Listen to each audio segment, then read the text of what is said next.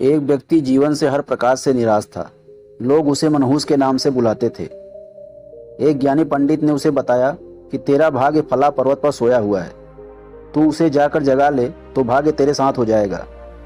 बस फिर क्या था, वो चल पड़ा अपना सोया भाग्य जगाने। रास्ते में जंगल पड़ा तो एक शेर उसे खाने के लिए लपका। वो बोला, भाई मुझे मत खाओ, मैं अपना सोया भाग्य जगाने जा रहा हूँ। शेर ने कहा कि तुम्हारा भाग्य जाग जाए तो मेरी एक समस्या है, उसका समाधान पूछते हुए आना।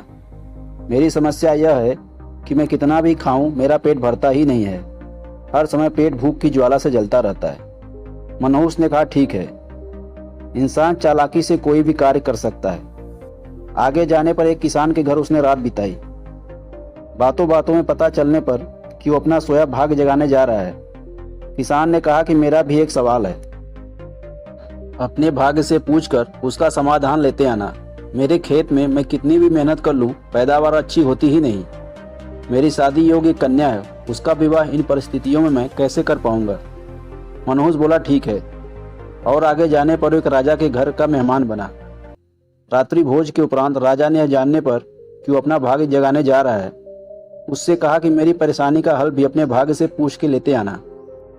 मेरी परेशानी ये है कि कितनी भी समझदारी से राज्य चलाऊं, मेरे राज्य में अराजकता का बोलबाला ही बना रहता है। मनहूस ने उससे भी कहा, ठीक है। अब वो पर्वत के पास पहुंच चुका था।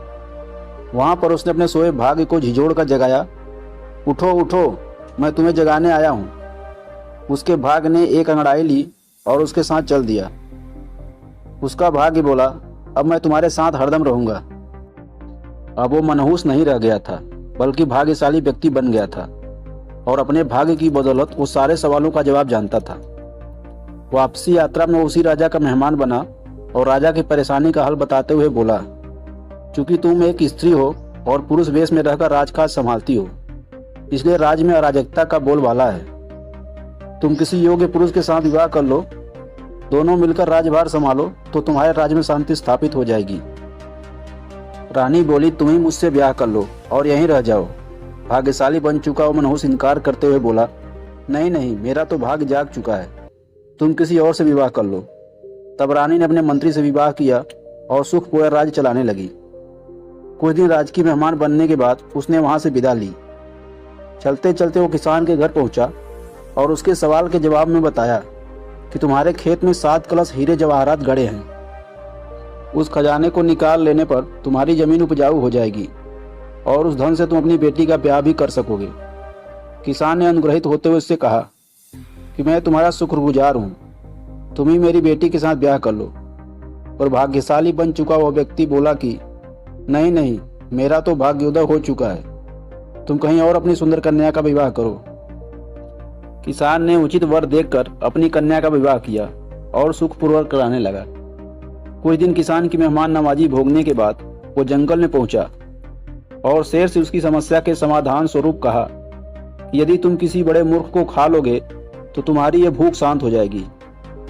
शेर ने उसकी बड़ी आवभगत की और यात्रा का पूरा हाल जाना। सारी बात पता चलने के बाद शेर ने कहा कि भाग्योदय होने के बाद इतने अच्छे और बड़े 2 मौके गंवाने वाले है इंसान, तुझसे बड़ा मूर्ख और कौन होगा। तुझे खाकर ही मेरी भूख शांत होगी। और इस तरह वह इंसान शेर का शिकार बनकर मृत्यु को प्राप्त हुआ। कहानी से सीख, यदि आपके पास सही मौका पर रखने का विवेक और अवसर को पकड़ लेने का ज्ञान नहीं है तो भाग्य भी आपके पास आकर आपका कुछ भला नहीं कर सकता। दोस्तों, अगर आपको ये स्टोरी पसंद आई हो, हमारे वीडियो को लाइक और चैनल को सब्सक्राइब जरूर कर देना, ताकि हम इसी तरह की स्टोरी आपके लिए लाते रहें। धन्यवाद।